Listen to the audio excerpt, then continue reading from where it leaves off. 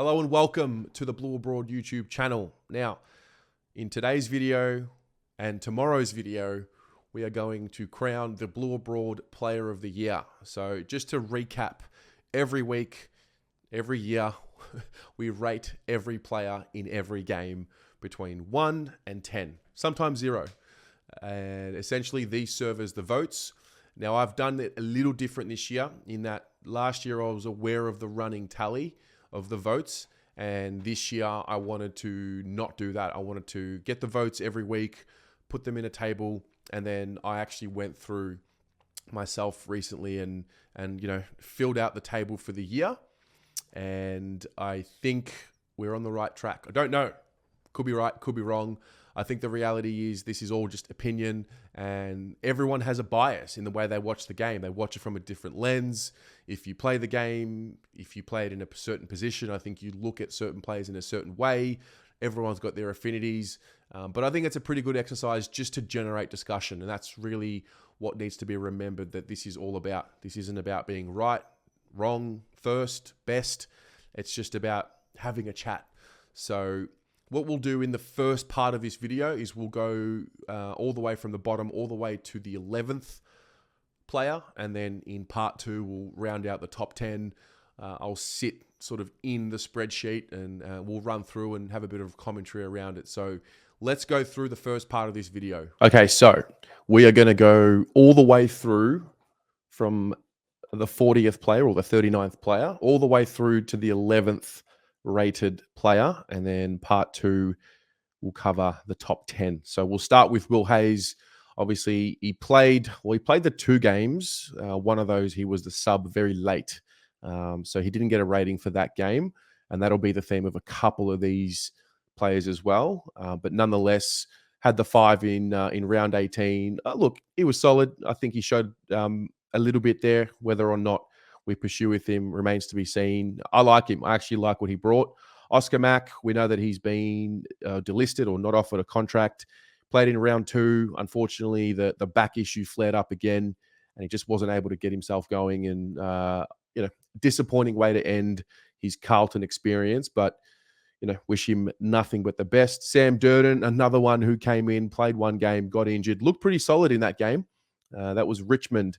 Unfortunately, I think it was Nank that landed on him and hurt him, and another one that sort of just got away.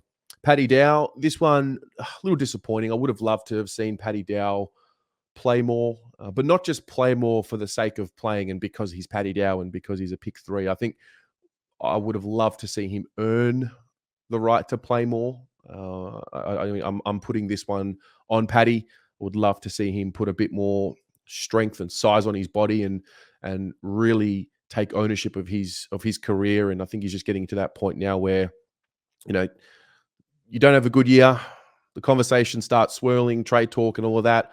I don't subscribe personally to the theory that he should be traded. I'm more of a, stick fat, put things in place for him to get the best out of himself. Now, whether or not he has the drive to do that, that's the unknown for me. I'd like to think that each and every one of these players on the list has the drive to be great, and whether or not they execute on that is another thing. Does he need to figure things out away from footy? I'm not sure. I sit here on this side with no idea what's going on in Paddy Dow's world, but the reality is I just think 2 games, and even when he did play, I think it was a little, underwhelming and probably could have been better in the AFL. Had some really, really strong performances in the VFL. And I guess it's a matter of just, working at it, chipping away, and hopefully if he's there with us next year, which he is contracted, if he's there with us next year, and I would love to see him put some serious work into his body and just get bigger and stronger and thicker, because we want to play this powerful brand of football, this finals contested style of football. I think if he wants to play, I would think he needs to be a lot stronger and a lot more composed. But yeah, that was Paddy Dow. Luke Parks, obviously, another one who won't be with us next year. Played the 2 games. Always shows a bit of fight and determination and grit. Unfortunately, it didn't work out. Got himself injured, which was the story for a lot of people. So very unfortunate. Lockie Fogarty averaged the 7 when he did play, which is not a bad average to have there. Only played the 2 games, couldn't quite earn himself a spot in the ones after round 4. I'm not really sure where he's at, to be honest. I think he's a good enough player to have on the list. I'm just not sure where he's at, what he's going to be for us. Is he going to be a half forward player? Is he going to be a player in that, sort of forward third, or is he going to be a midfielder? Is he going to be a bit of both? Who knows? A little bit of uncertainty around that. Brodie Kemp played the 3 games. I thought he did okay every time he came in, and I think he's got a little something there.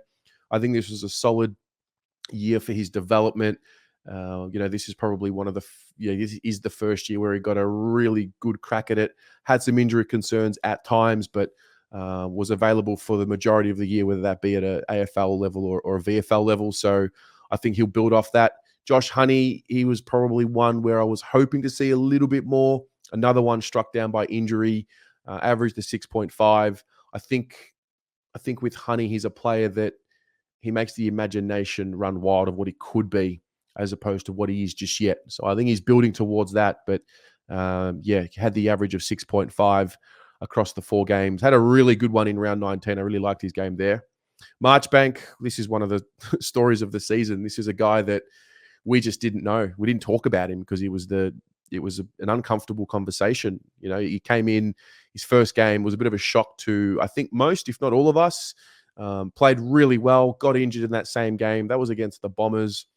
And then you're sort of thinking, okay, well, he's just not going to be able to get back to it and his body's not going to be able to hold up. But he played the last 3 games, played really well, I thought, really, really well. And, I would hope that this is not dissimilar to what we saw last year from, Charlie Curnow, how he played towards the back end and set himself up for a preseason. And then obviously Charlie, who will feature a little higher in this list, who played every game this year. If that's the type of story that we're going to see from Caleb Marchbank, then great. But it was good just to get him on the park. Jack Carroll, I thought his first game, I remember that was sensational. I think his first 2, and then he sort of tailed off a little bit and then didn't play for the rest of the year. But look, to get the games that we got into him, I think is a positive. He's very young, still very raw. Got a little something. I'm a big fan of Jack Carroll. I like what I saw from him, and I think this is a tick. This is a positive for the list for the future. Stock, goes without saying, he's one of my favorites. Just the way he plays, the intensity that he plays with, and the aggression that he plays with. I think we all want it, we all love it, and I think we all feel it when he plays. Obviously, playing behind the ball. It got into the side, came back out, had a bit of a spell, and then finished the season with the 2, arguably the 2 hardest games of the year, and played relatively well, defended pretty well. I'm not sure what the future holds for Stock in terms of what is his position. Are we going to continue with him in defense? Is he going to be pushed up into the midfield? Is it a bit of both? What's the journey? It's a bit of an unknown. I would be really disappointed if we gave up on him at the time of filming this video. I'm not sure if he's been offered a contract for 2023. Maybe if someone watching can confirm that. But I just think this is a guy you persist with because of the way he plays. Now, I don't know what happens on the inside of the club, but I just think from what I see on game day and the way he carries himself and the way he is with fans and people, I just think he's a ripping guy and is a ripping character. So I wish for more from Stock. Jordan Boyd, listen, this was a bit of a surprise for me. He played the 7 games, had some really solid performances here around 13, 14, 15. Then he got injured, which was really disappointing. But I thought he really came on in this middle patch of the season. I thought it was very impressive. I thought he started to catch up with the speed of the game. And all of a sudden, I'm starting to think he's certainly one to hold on to. Sort of speaking of Liam Stocker, I'm not sure if you have Boyd and Stocker in the same defense. I think for Stock, maybe if it's time for him to move up and push up and get fitter and be a bit more of a midfield presence and allow Boyd to play that back pocket. I thought he was exceptional at times, Jordan Boyd. So that was a tick. Mitch McGovern, I'll tell you what I learned about Mitch McGovern. Didn't play a bad game this year. And we are 100% a better side when he's in it. There's no doubt about that. Now, obviously, you see the big chunk of games that he missed all the way, from round 3 all the way to round 18. It's tough because he's clearly I think he's one of our, 9 best players when healthy, if everyone was healthy. So the fact that we got 7 games, out of him is disappointing. But what can you do? It's a soft tissue injury. We haven't been able to crack the code with him and his body, and the hope is all we have with Mitch McGovern. The hope is that we can talk about 20 plus games in a season from Mitch. I think that makes us a much better side. I think we win 1, maybe 2 more games in a season if Mitch McGovern is playing 20 plus games. But I was very impressed with the way he got back after the long layoff. Got to remember as well, this was a new position for him. So I was just, it's disappointing because of the injury, but overall, when he's in the team, I love it. I love having him in there. Pitto, he's another one, missed a big chunk of the season. When he's in there, he's strong, he's combative. I think a lot of what he does goes unnoticed, that the space that he creates for the midfielders. And if you look at the top, once we get to the top 10, you'll see Patrick Cripps and you'll see his scores in those first 5 rounds. I think there's no coincidence as to why Cripps and the like were able to play so well in those early parts of the season. Well, number 1, because they were fresh and healthy. But number 2, I think what Pitto does around stoppage is crucial for our midfielders in the way he gives them space. And I think he just gives us a bit of a presence. So, came on at the end of the season. He battled. You could tell that he was hampered, but got there in the end. An average of 7.7. He's not bad. It's actually pretty solid. You just want to see him play more games at that average. Jack Martin, yet again, another season where it's very chunky. Starts the season, has a nice little patch, get to round 7, don't see him again till round 13. Body breaks down, another patch gone. Back in round 21. He was really solid towards the end. And again, it's just one of those. He's just one of those players where you're left wanting more because he's got more to offer. And the hope is for him, and to be honest, most, if not every player on the list, to get bigger and stronger and lift more weights. I don't know if that's the answer, but I do think we need to get more thicker in our bodies to allow us to play this high intensity game style that we want to play with high contested ball focus and the like. So he's one that I certainly would hope with Mitch McGovern to be looking at and see 20 games. As is this guy, Zach Williams, mate. This guy's all class. And the one thing I learned about Zach, which is something we don't have enough of, is that when the pressure of a game really starts amplifying, he's able to really lift. I mean, you look at the start of his season, he was sensational.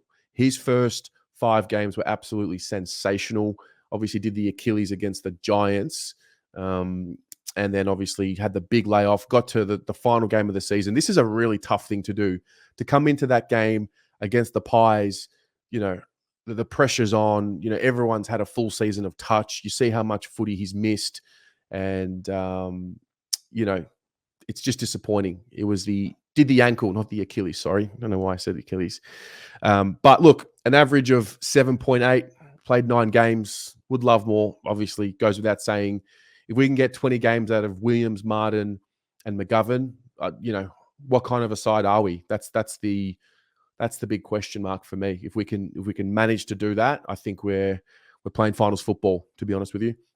Will Setterfield, I didn't think he had as bad of a year as maybe some made out for him to have. Started reasonably okay, especially in the first 3 to 4 rounds or first 5 rounds. And then he obviously has this big layoff, and this was due to just not playing. I think he hurt himself in a couple of those weeks, but for the most part, he was omitted. He wasn't playing. Came back with a really good game, and he played really well against the Brisbane Lions, and pretty well against the Pies as well. And I actually think this last fortnight for him really gave us something to think about moving forward.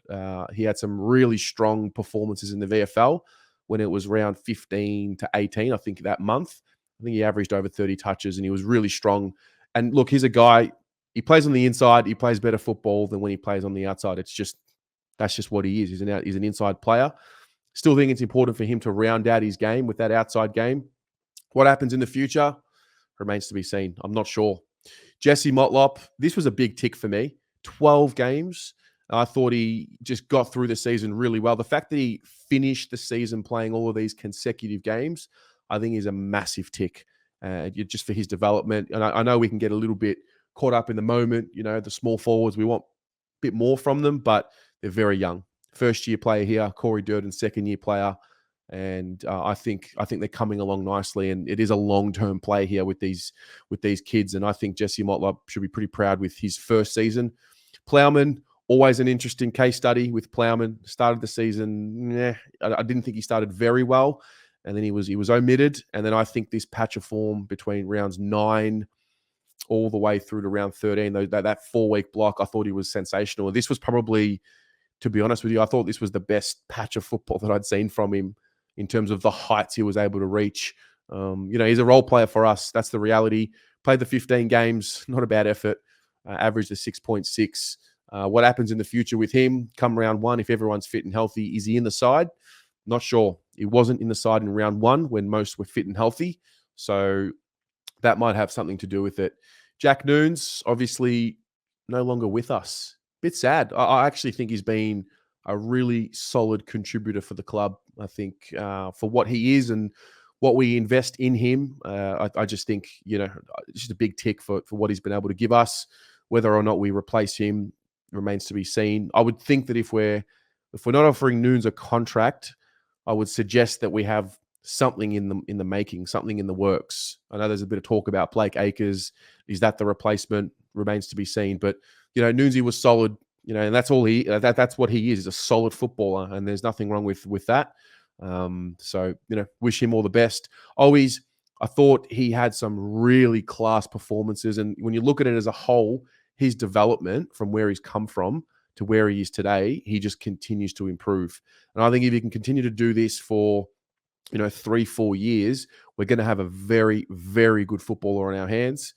It's clear that he fits the system of what we want to do.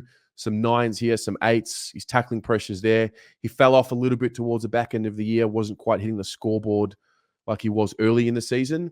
But look, I think this was a tick for him, a good step in the right direction. And if he just continues to apply himself the way he does and has a ripping preseason and go up another level, I think that's going to be crucial.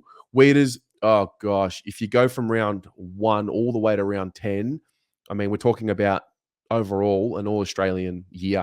And then obviously the shoulder happens against the Pies, comes back, and he just didn't quite look the same. It's just unfortunate. Something out of our control. It's a collision injury. He bumps to Goey, hurts the AC joint, and misses the chunk of footy, and just seemed to not have the same confidence in his body, just the way he was moving. It's a brutal sport. It's a brutal game. All it takes is one injury, and it can really derail your season. And that seemed to be the case with Weeders, and a bit disappointing. But I know that, as long as he's fit and healthy, he's going to be one of our best 5 players. I've got no doubt about that. Cottrell, I thought this was another big tick. I think he had clearly a career best year, average of 7.1, played 18 games. A couple of these he was the sub, so that counts in his total. But I think as the season went on, if you look here, he actually got better. I think his composure improved. Thought that was a feature of his game this season. His ability to think his way through. You can tell he now has a bit of experience, and he's putting himself in positions that he's been in before, and he's learning and he's applying what he's learning. So I think he deserves a big kudos. To be honest, I did not think he would have the year that he did have. So that's a big tick. Durds, my boy, he started really well that first game. Actually, I'll never forget round 1 this year. That was so good. Reto Durden, a little chitch. Had 3 or 4 outstanding games. And then I think, throughout the season, look, it's a long year, second-year player. We got 19 games out of him. I think that's a huge tick overall in the grand scheme of a career. The fact that he's been able to earn 19 games is impressive. And, he's coming along nicely. If he can continue to raise the bar, he's had, what is it? We're looking at 4 games here where he scored a 10. If we can raise that to, 6 next year, and then, lift lift the standard of his best, lift the standard of his worst, I think we're in for a treat. He's coming along nicely. De Koning, this was a big tick for me. To get 19 games out of him, this was really the first season where he really took on the responsibility and really started having his his character develop, his maturity as a player develop.